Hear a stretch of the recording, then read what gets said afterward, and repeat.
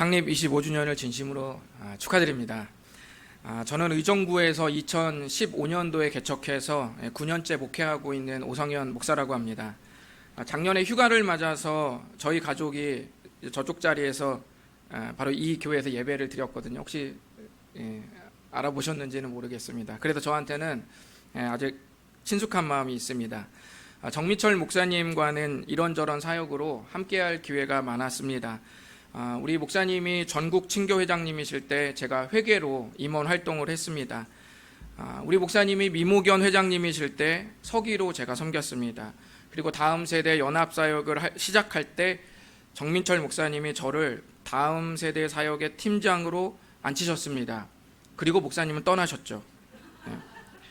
그런데 신기하게 지금은 또 목사님의 아들과 제가 지금 함께 또 사역을 하고 있습니다. 목사님과 근거리에서 제가 지내보니 목사님은 참 좋은 목사님이시라는 생각이 들었습니다. 많이 표현할 수 있지만 제가 느낀 것과 또 배운 것들이 많이 있었습니다. 이 교회가 25년이 되는 동안 풍파가 왜 없었겠습니까? 그럼에도 불구하고 예수 그리스도의 몸된 교회를 위해서 먼저는 목사님, 사모님께서 수고하셨고 또 교역자님들이 수고하셨고 그리고 이 자리를 지키고 함께 폭풍을 뚫고 오신 성도님들이 계셨기에 지금의 교회가 존재하지 않았나 생각합니다. 영상으로도 그 결과물들을 우리가 볼 수 있었습니다. 그런 의미에서 여러분께는 격려, 또 하나님께는 영광의 박수를 올려드렸으면 좋겠습니다. 우리 한 박수 한번 올려드리실까요? 네, 감사합니다. 저는 오늘 창립 25주년을 맞이해서 인천열린교회 성도님들에게 사도행전 28장 전체 말씀을 좀 나누고 싶습니다. 영화를 보다 보면 이게 끝난 건지 안 끝난 건지 애매하게 끝나는 영화들이 있습니다. 기네스북에 오른 시리즈 영화를 봤더니 여러분 몇 편까지 있을 것 같으세요? 무려 이 영화는 30년 동안 48편을 제작했다고 합니다.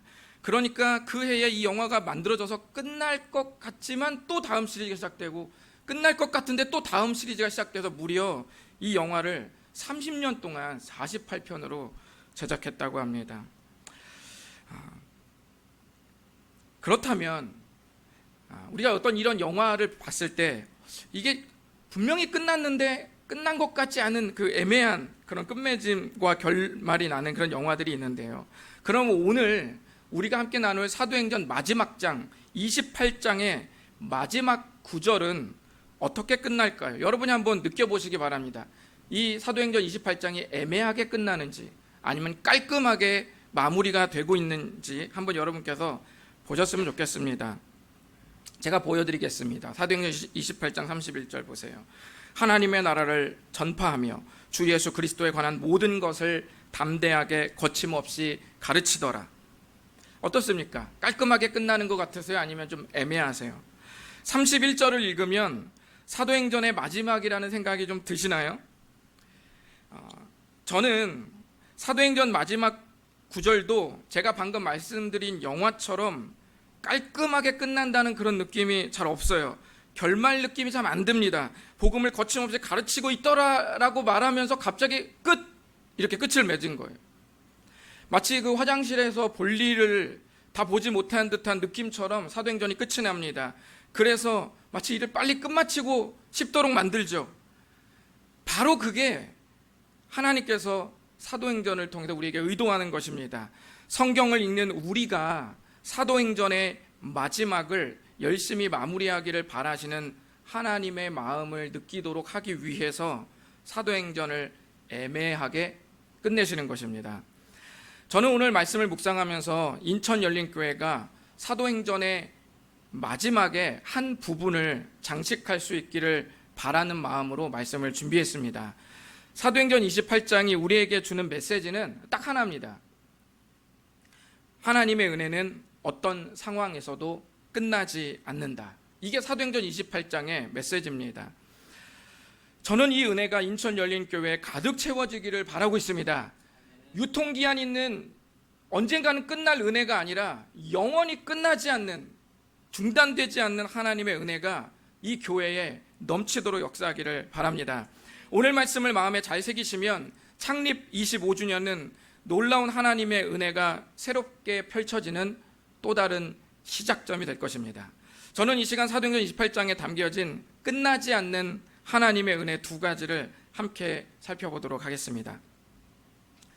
첫 번째, 하나님의 끝나지 않는 은혜는 하나님의 계획이 어떤 악조건 속에서도 끝나지 않는다는 것이 첫 번째 은혜입니다.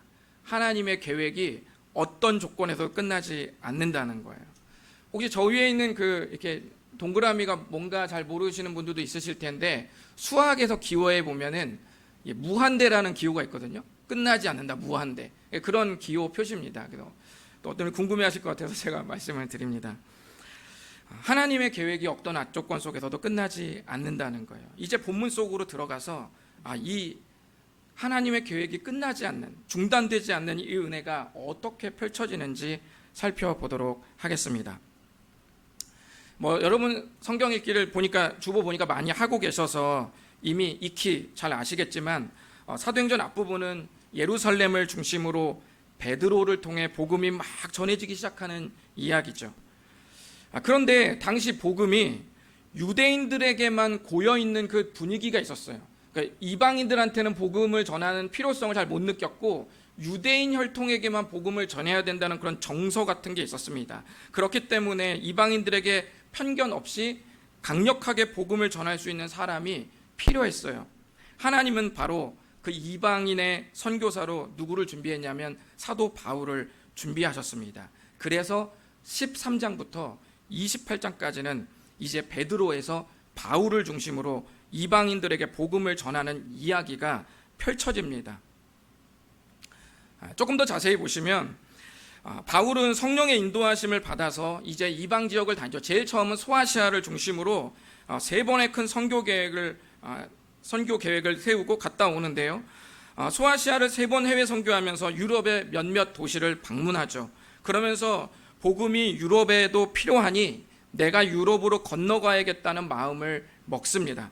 마치 우리 정민철 목사님께서 인천에서만 사역하시다가 필리핀 사역도 필요하다고 생각하셔서 필리핀을 몇 번 다녀오신 것과 똑같다고 생각하시면 됩니다. 바울도 안디옥 교회의 리더였지만 해외 선교 사역이 필요하다고 여겨서 로마를 거쳐 성경에는 서바나, 스페인까지 그렇게 가기로 나름의 마음을 먹습니다. 그런데 성도님들도 아시겠지만 로마까지 가는 여정이 순탄치 않았습니다. 저번 주 제가 목사님 설교를 들으니 사도 바울의 고난을 잘 설명해 주셨더라고요. 여러분이 아마 이해를 충분히 하셨을 거라고 생각합니다. 우리 성도님들도 믿음으로 살려고 할 때 영적 전쟁이 장난 아니잖아요. 믿음으로 하려고 하면 꼭 뭔 일이 생깁니다.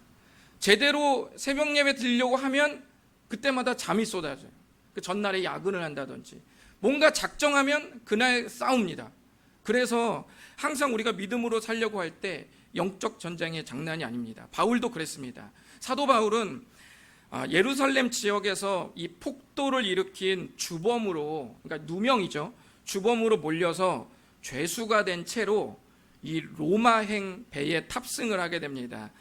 하지만 이 또한 바울을 로마로 보내시려는 하나님의 계획이었죠. 바울의 그런 꿈이 있었잖아요. 그렇죠? 로마로 가려는 꿈이 있었는데 그게 자기 꿈은 잘 안 됐지만 어쨌든 하나님은 누명을 씌워서 죄수 신분으로라도 로마로 보내시려는 하나님의 놀라운 계획이 있었습니다.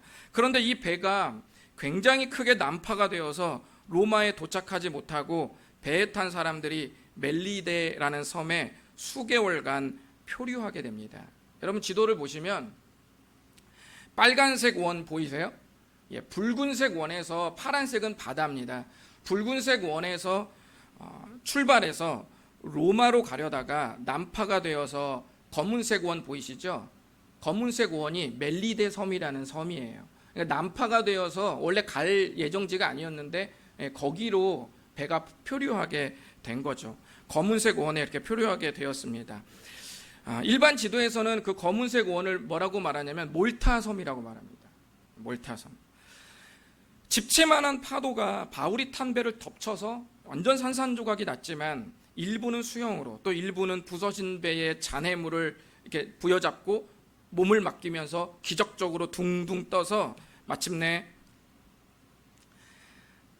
인근의 멜리데, 즉 몰타 섬에 상륙할 수 있었습니다. 그 뒤에 무슨 일이 있었을까요? 우리 한번 2절을 한번 읽어보실까요? 시작. 비가 오고 날이 참에 원주민들이 우리에게 특별한 동정을 하여 불을 피워 우리를 다 영접하더라. 멜리데 섬에 살던 원주민들이 있었는데 이 원주민들이 난파된 배에서 살아남은, 다른 성경 보면 다른 장에 보면 276명이라고 되어 있거든요. 이 난파돼서 구조된 276명에 되는 사람들을 특별한 동정, 특별한 친절로 돌봐줬습니다. 2절에 빨간색 쳐진 그 특별한 동정이라고 기록된 것은 일반적 수준을 뛰어넘어서 극진한 호의를 해줬다는 그 말입니다. 원주민들은 몸이 물에 젖어 추위에 떠는 그들을 위해서 불을 피워줬습니다. 자, 그런데 3절 보시면 불을 쬐던 바울이 조금 사그라진 불을 다시 피우려고 나뭇가지 이렇게 덤불을 집어가지고 불을 살리려고 이렇게 넣는 순간 그 덤불에서 숨어있던 독사가 그 뜨거움 때문에 독사가 말했어요. 아, 뜨거! 라고 말하면서 바울의 손을 갑자기 딱 물은 거예요. 그러니까 독사도 사실은 물으려고 한 게 나름 살려고 하는 거죠. 내가 사는 곳에 불을 지르니까 자기도 살려고 물은 거죠. 이 모습을 본 원주민들이 이 장면을 보고 4절에 보시면 바울이 곧 죽게 될 것을 신의 뜻으로 받아들였습니다. 이 멜리데 섬 원주민들은 어떤 이 신앙이 있었냐면, 어떤 사람에게 불행이 닥치잖아요. 그러면 신이 그 불행을 닥친 그에게 그럴 만한 일이 있어서 복수하는 것이라고 믿었어요. 그 원주민들은 그렇게 그걸 믿었습니다. 그러니까 원주민들은 아마 저 정도로 독사에 물릴 정도로 저주를 받는 거라면 바울이 아마 살인했을 거다, 살인자였을 것이고 지금 신이 그 죄를 복수하는 것이라고 그렇게 원주민들은 짐작을 했던 것 같아요. 자, 그런데 신기하게 바울이 뱀에 물리자 이 독사를 툭툭 떨어버리고 아무렇지 않게 쬐던 불을 계속 쬐고 있는 거예요. 이때부터 원주민들이 봤을 때 어때요? 죽어야 되는데 죽지 않죠. 그러니까 상황이 역전되기 시작합니다. 28장 6절에 보시면 원주민들은 이 광경을 보고 당연히 죽을 수밖에 없는 바울이 죽지 않자 바울에게 신통한 능력이 있다고 믿었어요. 이 사람 범상치 않네 라고 생각하면서 바울을 신으로 떠받들려고 했습니다. 이 오해죠. 그렇지만 하나님은 이 오해의 순간을 선하게 역전시키고 바꾸셨습니다. 어떻게 바꾸셨는지 우리 한번 8절과 9절을 읽어보도록 하겠습니다. 시작. 보블리오의 부친이 열병과 이질에 걸려 누워있거늘 바울이 들어가서 기도하고 그에게 안수하여 낫게 하매 이러므로 섬 가운데 다른 병든 사람들이 와서 고침을 받고. 보블리오는 이 추장이거든요. 이 추장 이름이 보블리오인데 이 추장이 일행들을 극진히 맞이하고 최선을 다해 보살폈어요. 더 범상치 않아 보이니까 더 극진히 보살폈다는 거예요. 그런데 마침 추장의 아버지께서 열병과 이질로 이게 몸져 누워 있는 것을 보게 되고 바울이 이 추장의 아버지를 고쳐줍니다. 하나님께 기도해서 병을 고쳐줘요. 이를 시작으로 다른 병든 사람들이 그 원주민이 막 오는 거예요. 바울에게 몰려오죠. 그러면서 다른 병든 사람들도 고쳐줬습니다. 잘 보십시오. 처음에는 어떻게 했어요? 난파된 사람들을 위해서 원주민들이 특별한 호의를 베풀었죠. 불 피워주고 그랬잖아요. 그런데 이후에는 그 호의를 받은 바울이 추장의 아버지와 원주민들의 병을 고쳐주면서 하나님의 은혜를 원주민들에게 이렇게 흘려 보냈습니다. 그러니까 특별한 친절을 받고 특별한 은혜를 다시 원주민들에게 흘려 보내면서 하나님은 이 두 부류 간에 따뜻한 관계를 창조해 내셨습니다. 호의가 가고 은혜를 받으면 뭐가 생기냐면 따뜻한 관계가 생깁니다. 여러분이 하나님을 사랑하는 그 이유가 뭐냐면 하나님이 언제나 서운하고 언제나 날카롭고 매섭고 냉정한 사람처럼 그런 분처럼 굴었다면 우리가 아마 신앙을 갖기 어려웠을 거예요. 우리의 모든 죄를 용서하시고 우리가 좀 잘못하고 어설퍼도 늘 잘했다고 어깨에 토닥여 주시고 격려해 주시는 하나님이시기 때문에 우리가 또 그 은혜를 받는 거예요. 받고 하나님께 또 감사해서 섬기죠. 그렇게 주고 받으면 따뜻한 관계가 생기는 거죠. 주님이 그 섬에서 그런 관계를 만들어 내셨다는 거예요. 11절에 보시면 이 기간이 제가 PPT에는 없는데 11절에 보면 이렇게 원주민들하고 난파된 바울과 그 일행들하고 몇 개월을 살았냐면 3개월간 이 원주민들과 함께 삽니다. 3개월간 로마를 못 가고 표류에 있었다는 거죠. 그리고 3개월 뒤에 다시 배를 갈아타고 로마로 항해할 수 있었습니다. 원주민들은 난파된 사람들이 다시 떠나는 그 순간까지 필요한 물품들을 아낌없이 공급해 주었습니다. 이것이 사도행전 마지막 장의 첫 번째 이야기예요. 우리가 여기서 알 수 있는 것이 뭡니까? 바울이 죄수로 막 누명을 쓰고 바울이 탄 배가 큰 풍랑을 맞아 박살이 나고 배를 부수는 어떤 이런 막 독사에 물리고 이런 별별 일들이 다 있는데 이런 악조건 속에서도 바울을 통해서 복음을 전하시겠다는 하나님의 계획이 어때요? 중단되지 않죠? 계속 진행이 되는 거예요. 이것을 하나님께서 첫 번째 사건으로 지금 보여주고 계시는 겁니다. 앞으로 인천열린교회가 복음을 가지고 항해할 때 순풍을 만나서 쭉쭉 나아갈 날도 있을 겁니다. 그렇지만 분명히 풍랑도 만날 거예요. 하지만 안심하십시오. 인천열린교회를 향한 하나님의 계획은 중단되지 않습니다. 그것을 사도행전 이 첫 번째 절반 토막의 이야기가 우리에게 그걸 가르쳐주고 있어요. 어떤 악조건 속에서도 우리를 통해서, 이 교회를 통해서 전하시겠다는 하나님의 놀라운 은혜의 계획들은 절대로 중단되지 않는다. 이것을 우리에게 가르쳐주고 있습니다. 그런데 제가 멜리데 섬 이야기를 여러분께 들려드렸잖아요. 근데 저도 이 이야기를 묵상하면서 이해할 수 없는 한 가지가 있었습니다. 그게 뭐냐면 멜리데 섬에서 3개월간이나 있었다는데 그 중에 하필 독사에 물린 이야기 하나를 기록했어요. 그리고 이 독사 물린 이야기가 사도행전 28장의 3분의 1이나 됩니다. 사도행전의 별명이 성령 행전이거든요. 성령이 역사하신 기록이라는 한자 뜻이에요. 그 성령 행전입니다. 얼마나 거룩해요. 하나님이 전진하시고 성령께서 전진하시면 거창하고 스케일이 큰 이야기들이 기록될 줄 알았는데 웅장하고 뭔가 그런 게 아니라 이런 큰 스케일의 이야기들이 사도행전 마지막을 장식해도 모자른 판에 뱀 튀어나와서 사람 물은 이야기, 이 이야기 하나로 무려 마지막 장의 3분의 1이라는 긴 지면을 할애했다는 거예요. 그게 제가 좀 이상한 부분입니다. 얼핏 보면은 우리가 그런 생각이 들 수 있어요. 아니 별것도 아닌 것을 이렇게 기록할 수 있나? 언제든지 마지막이면 더 비장하고 스케일이 큰 어떤 걸 남길 거 아니에요? 여러분 돌아가실 때 무슨 이야기 남기실 거예요? 자녀들한테 크고 스케일이 큰 거, 중요한 이야기 하실 거 아니에요? 그렇죠? 그런데 이 사도행전 마지막은 좀 어떻게 보면 뱀 튀어나와서 물린 이야기로 무려 3분의 1이나 썼다는 거죠. 그런데 그게 사도행전의 메시지입니다. 얼핏 독사 물린 작은 이야기처럼 보이지만 이 작은 이야기가 로마의 복음이 전해지는 거대한 선교 이야기로 이렇게 연결이 되는 겁니다. 작은 이야기가 큰 이야기로 연결되고 확대되는 겁니다. 작은 의미가 하나님의 약속을 이루는 큰 의미와 연결되는 겁니다. 성도님들이 믿음으로 살아가는 하루하루의 작은 일들이 인천열린교회를 통해서 이루시고자 하는 하나님의 큰 사역에 또 연결된다는 거예요. 여러분의 작은 이야기는 작지 않다고 주님이 지금 말씀하시는 겁니다. 여러분의 이야기가 인천열린교회의 큰 사역과 연결되고 그리고 인천에 25년 된 한 교회가 펼치는 사역이 이제 하나님께서 이루시고자 하는 온 세상의 큰 사역에 또 연결되는 것입니다. 필리핀의 연결은 첫 시작일 뿐이에요. 하나님은 인천의 작은 지역에 있는 교회가 하는 이 사역에 또 큰 사역을 또 연결시킵니다. 아마 그 사역을 통해서 뭔가 또 더 크게 연결될 것입니다.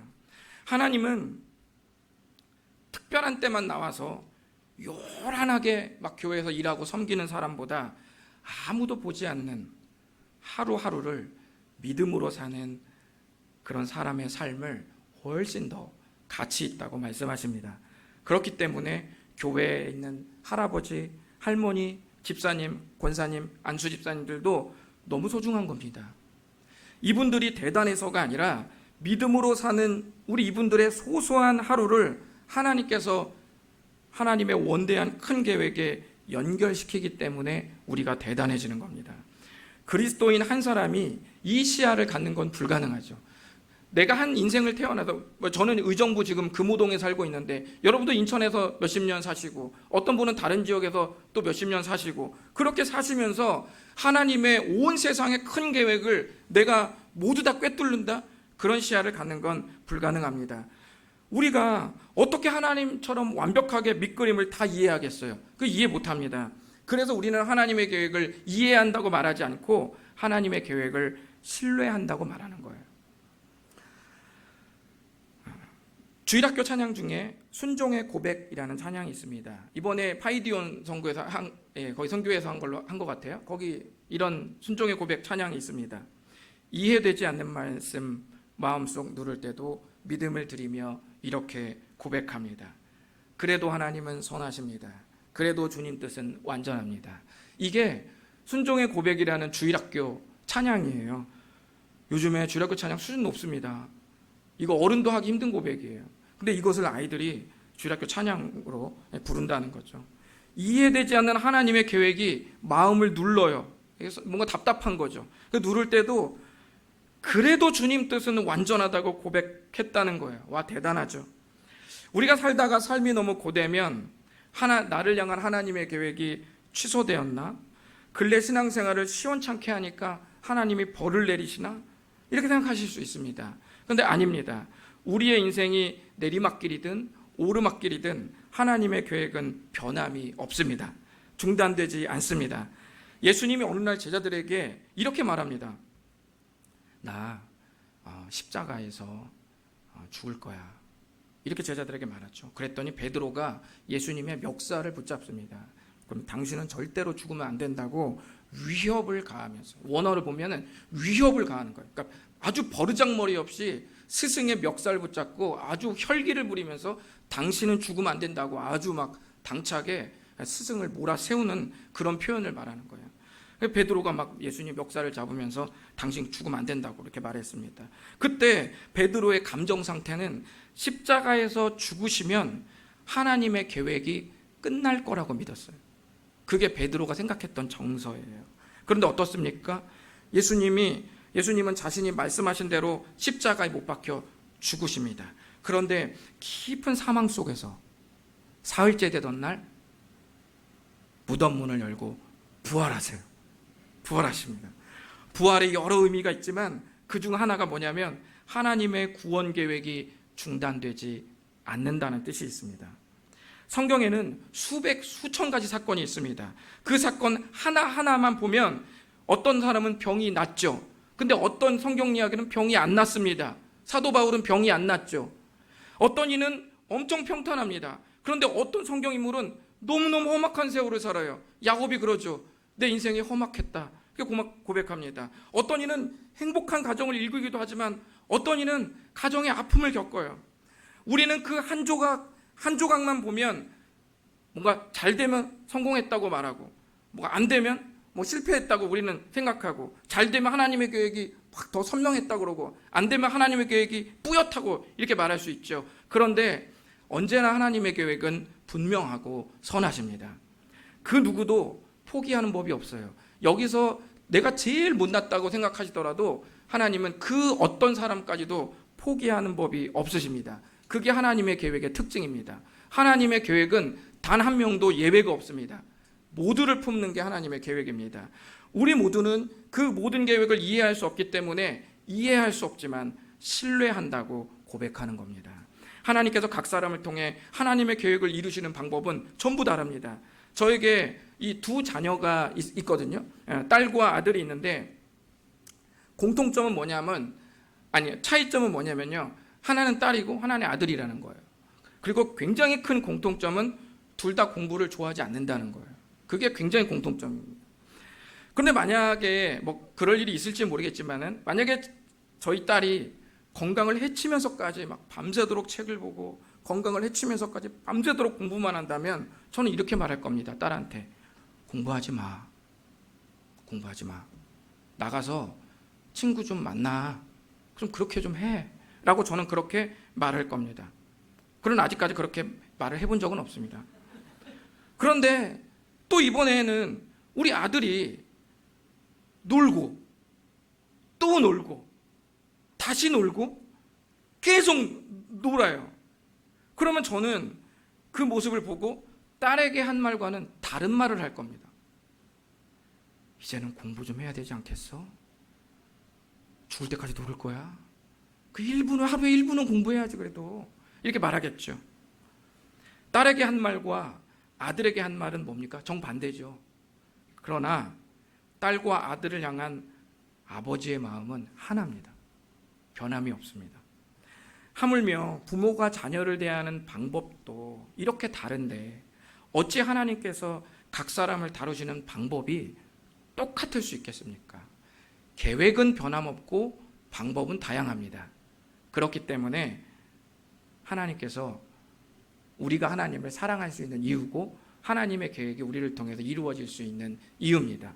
여러분, INTJ 기질을 가진 사람한테 ESFP처럼 하나님이 막 이렇게 몰아세우잖아요. 그러면 INTJ 죽어요. 근데 ESFP 성향을 가진 사람한테 INTJ처럼 하나님이 막 이렇게 몰아세우죠. 그러면 ESFP 죽어요. 하나님은 각 사람의 기질을 다 알고 계시기 때문에 거기에 딱딱 맞춰서 방법을 다양하게, 그러나 계획은 변함없이 이루어 가신다는 사실을 꼭 믿으시기 바랍니다. 우리 한번 로마서 8장 28절 한번 읽어보겠습니다. 시작. 우리가 알거니와 하나님을 사랑하는 자 곧 그의 뜻대로 부르심을 입은 자들에게는 모든 것이 합력하여 선을 이루느니라. 아멘. 주님은 어떤 일도 선으로 빚으셔서 하나님의 계획을 이루십니다. 어떤 악조건 속에서도 하나님의 은혜는 중단되지 않습니다. 개인을 향해서, 교회를 향해서, 세상을 향해서 품은 주님의 계획은 계속될 줄 믿습니다. 두 번째, 하나님의 끝나지 않는 은혜는 무엇이냐면요, 하나님이 주신 사명은 어떤 것으로도 중단시킬 수 없다는 거예요. 중단되지 않는 거예요. 첫 번째는 하나님의 계획이 중단되지 않는다면, 두 번째는 우리에게 주신 하나님의 사명이 다 끝날 때까지 어떤 것도 그 사명을 중단시킬 수 없다는 겁니다.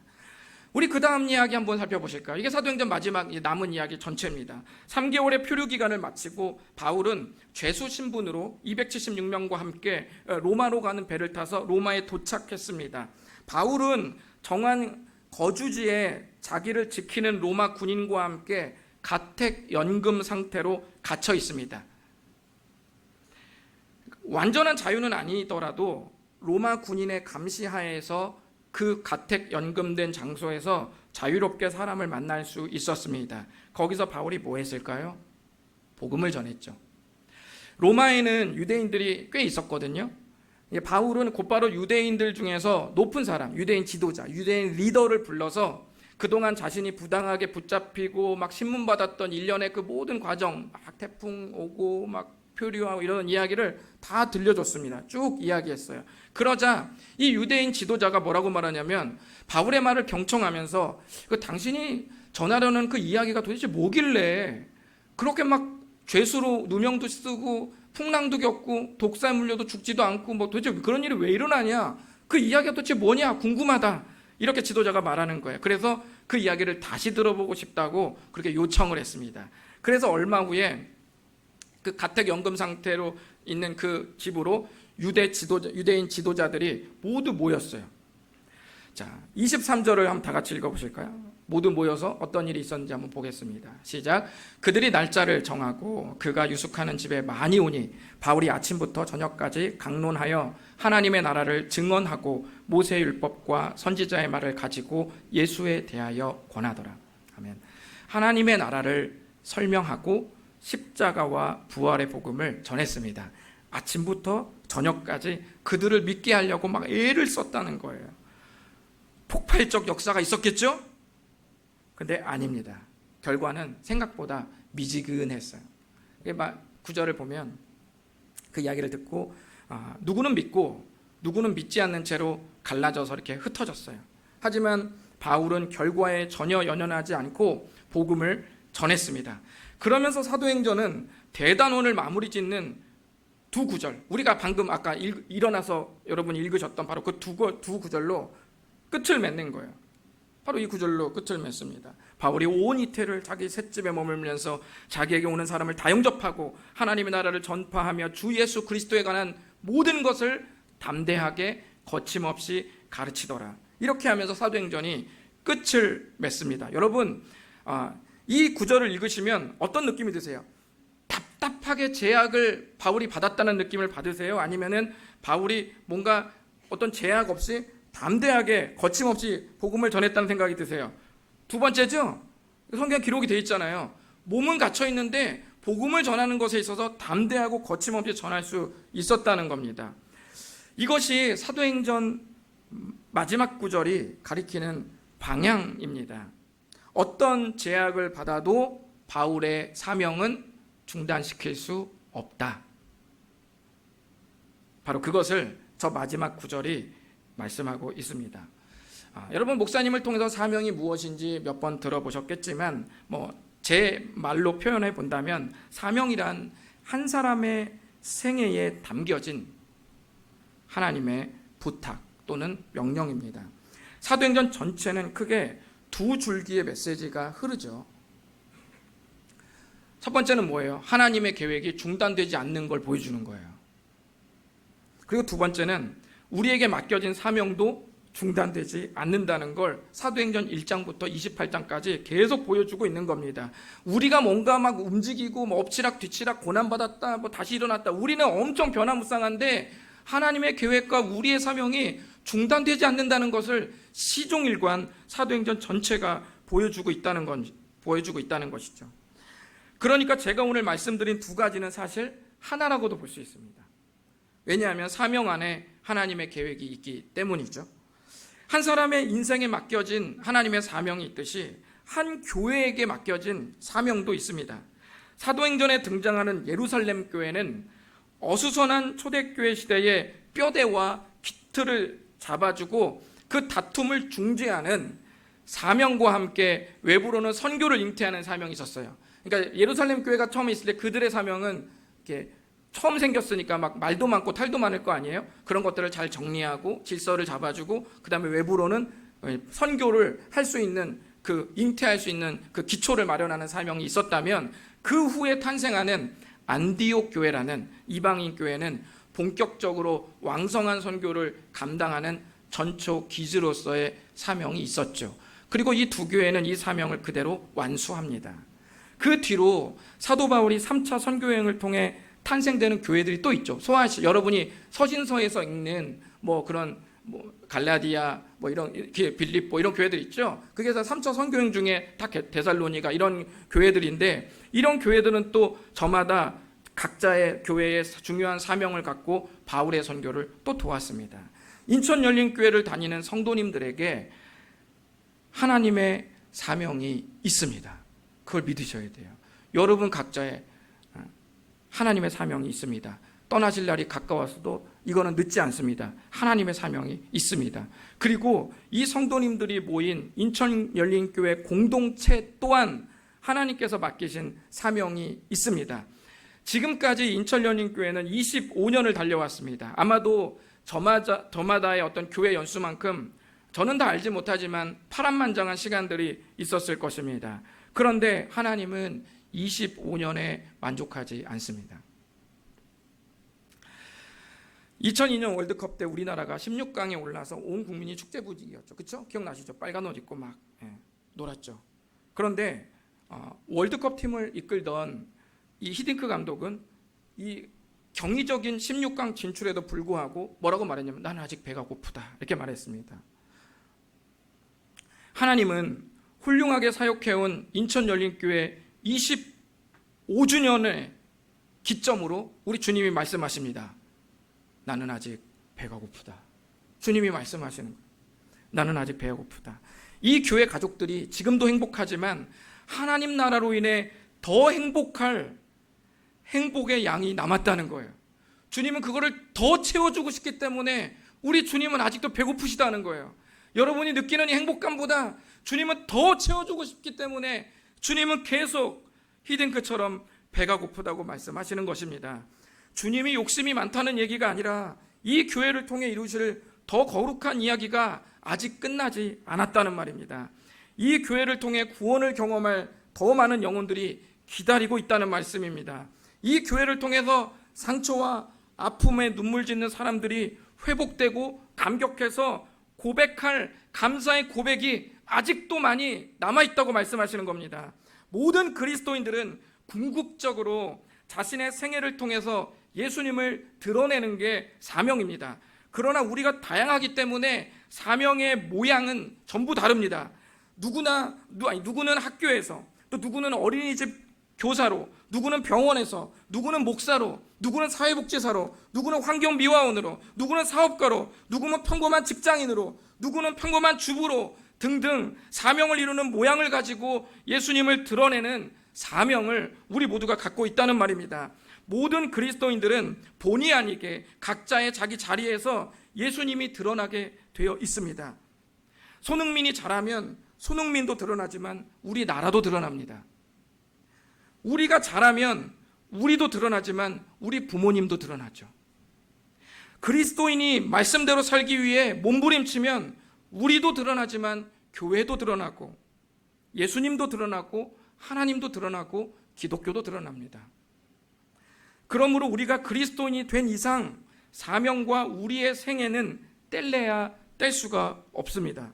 그런데 사명을 말하다 보면 우리 안에 이따금씩 반감이 생길 수 있습니다. 하나님의 계획을 위해서 자신을 충실히 따르는 사람들은 맨날 고생만 죽어라 하고 사도 바울처럼 단 한 번에 어떤 카페에서 여유도 없고 아메리카노도 못 마시면서 맨날 죽어라 고생만 하고 위험만 받고 사도행전에 보니까 이 사도 바울을 죽이려고 칼을 품고 다니는 자객이 40여 명이나 된다는데 그렇게 맨날 생명의 위험만 받고 그렇게 사명 감당한다면 결국 하나님이 우리를 소모품처럼 사용하시는 것이 아닌가. 사도 바울을 그렇게 소모품처럼 사용하듯이 나도 그렇게 소모품처럼 쓰는 게 아닌가. 사명이라는 것이 결국 나를 통해 하나님 또 예수님의 이름이 드러나는 거라면 나는 소모품이네. 내 인생은 없는 거네 나는. 혹시나 그렇게 생각하신다면 그런 사명의 말씀이 그런 식으로 좀 삐딱하고 좀 버겁게 느껴지신다면 그것은 여러분이 하나님의 마음을 오해하는 것입니다. 성경을 예민하게 읽으면 무슨 말이든 다 거슬릴 수 있습니다. 여러분은 예민하게 성경을 한번 읽어보세요. 창세기부터 읽어보시면 다 걸립니다. 성경은 주님을 사랑하는 마음으로 읽어야 제대로 다가옵니다. 아버지가 딸에게 공부하라는 말과 아들에게 공부하지 말라는 말, 또는 딸에게 공부하지 말라는 말과 아들에게 공부하라는 말은 자녀가 잘 되기를 바라는 아버지의 마음 안에서 하나의 메시지로 읽혀지듯이 성경의 메시지도 우리를 위해 죽기까지 사랑하신 그 사랑 안에서 읽을 때 하나님 아버지의 마음이 읽혀져요. 그 사명을 당부하시는 아버지의 마음이 그때 비로소 느껴진다고요. 혹시 평생 고생만 죽어라 하면서 사명 감당한 바울의 생애가 혹시 불쌍해 보이신다면 그 생애를 여러분이 보시고 정말 바울 너무 불쌍하다. 난 정말 바울처럼 되기는 너무너무 싫다. 좀 그런 인생이라면 난 지금이라도 당장 교회를 떠나고 싶다. 이렇게 반감이 혹시 생기신다면 그렇다면 제가 증명해 보여드리겠습니다. 바울이 자신의 인생 후반전에 스스로의 삶을 두고 고백한 자기 인생을 총평하면서 고백했던 다음에 구절이 하나 있는데 이걸 한번 읽으신다면 여러분이 생각이 좀 달라질 것입니다. 우리 한번 읽어봤으면 좋겠습니다. 시작. 나는 비천에 처할 줄도 알고 풍부에 처할 줄도 알아. 모든 일 곧 배부름과 배고픔과 풍부와 궁핍에도 처할 줄 아는 일체의 비결을 배웠노라. 비천과 풍부는 우리 삶에서 최고와 최저를 상징하고 있는데 가장 행복한 때와 가장 극심하게 우울한 때를 상징하고 있는데 바울은 어떤 극단적 상황에도 유유히 흐를 수 있는 비결을 배웠다고 지금 고백하고 있습니다. 여러분, 누가 감히 한평생을 살면서 어떤 상황에도 살아갈 수 있는 완벽한 비결이 있다고 말할 수 있습니까? 여기 인생 거의 3분의 2, 4분의 3 이상 사신 우리 어르신들도 감히 누군가에게 나는 어떤 상황에도 살아갈 수 있는 완벽한 비결을 내가 터득했다라고 말할 수 있어요? 그 말할 수 있는 사람 거의 없습니다. 쉬운 거 아닙니다. 그런데 바울이 인생 말년에 우리가 자칫 바울 정말 불쌍해, 너무 힘들게 살았어 라고 그렇게 말하던, 그렇게 오해할 수도 있는 바울이 인생 말년에 이런 고백을 하는 이유는 후회 없는 최고의 행복이 그의 생애에 있었기 때문입니다. 마냥 지치고 이리저리 돌림방처럼 휘둘리다가 바울이 생을 마감한 게 아니라 끝나지 않는 하나님의 계획 안에서 바울의 사명도 중단되지 않았기에 느낄 수 있었던 행복입니다. 우리 삶에서 채워진 이 사명은 훗날 우리가 후회 없이 살았다고 각자의 인생을 기쁘게 추억할 수 있는 근거가 될 겁니다. 여러분이 나중에 다 머리 하얘져서 이제 얼마 안 남았을 그 날에 여러분의 손주들이 할머니 할아버지 잘 사셨어요? 어떠셨어요? 인생이 어떠셨어요? 라고 물을 때 나는 참 괜찮았어, 후회 없이 살았어 라고 말할 수 있다면 그 근거는 하나님의 계획 안에서 여러분이 충성스럽게 걸어온 그 사명이 그 근거가 반드시 될 것입니다. 하나님의 나라를 전파하며 주 예수 그리스도에 관한 모든 것을 담대하게 거침없이 가르치더라. 이렇게 31절에 사도행전이 끝나죠. 아무리 생각해도 저는 강렬한 여운이 많이 남습니다. 마치 꼭 다음 구절이 있어야 될 것만 같은 그런 느낌이 듭니다. 사도행전 28장이 거침없이 복음을 전했다는 장면에서 바로 끝을 맺었다면 주님이 우리에게 이 구절을 읽고 무엇을 느끼기를 원하시는지는 너무도 분명합니다. 뭡니까? 저 괄호 안에 있는 저 물음표. 그 다음은 지금 이 시간 오늘 성경을 읽는 너희들이 채워가거라. 이것이 주님의 마음 아니겠습니까? 바울은 이제 2000년 전에 죽었고 우리 곁에 없습니다. 이 땅에서 그의 생애는 이미 종료됐습니다. 하지만 이제 이 땅에 우리가 남겨졌습니다. 인천 땅에 인천 열린교회가 남겨졌습니다. 우리들의 사명은 끝나지 않았습니다. 그리고 그 사명을 통해 이루실 하나님의 계획도 끝나지 않은 줄 믿습니다. 주님은 다음 구절을 써내려갈 누군가를 오늘도 이 일부 예배에서 찾으십니다. 구약성경 전도서가 시작할 때 그는 우리 인생을 이렇게 기록했습니다. 처음 시작할 때는 모든 게 헛되다고 전도자가 말했습니다. 그런데 마지막 장에 가면 이런 말을 해요. 이래 결국을 다 들었으니 하나님을 경외하고 그의 명령들을 지킬지어다. 이것이 모든 사람의 본분이니라. 하나님의 계획과 사명이 삶에 있는 것과 삶에 없는 것의 차이를 고스란히 표현하는 단도직입적 돌직구 말씀입니다. 그동안 혹시나 분노행전, 우울행전, 허무행전, 교만행전, 낭비행전, 자아주도행전들로 고귀한 여러분들의 삶을 낙서한 흔적들이 혹시 있으십니까? 그렇다면 이제부터, 오늘부터, 지금부터 아직 남아있는 인생의 책장에 새로운 32절을 써내려가 보시면 어떻겠습니까? 이 말씀으로 교회가 세워지고 다음 세대가 세워지고 가정이 세워지고 한 영혼이 세워지고 지역사회와 함께 더욱 하나 되는 성육신적 교회가 되기를 진심으로 바라겠습니다. 여러분이 써내려가실 사도행전 다음 구절은 그 누구도 막을 수 없습니다. 중단시키실 수도 없습니다. 여러분이 그것을 신뢰하고 가기만 하면 여러분을 막는 그 어떤 장애물도 없습니다. 함께 예배를 드리는 인천열린교회 목사님, 사모님, 교역자님들 이하 모든 성도님들 모두가 하나님 나라 역사의 한 페이지를 아름답게 장식하시기를 진심으로 바라며 다시 한번 창립 25주년을 축하드립니다.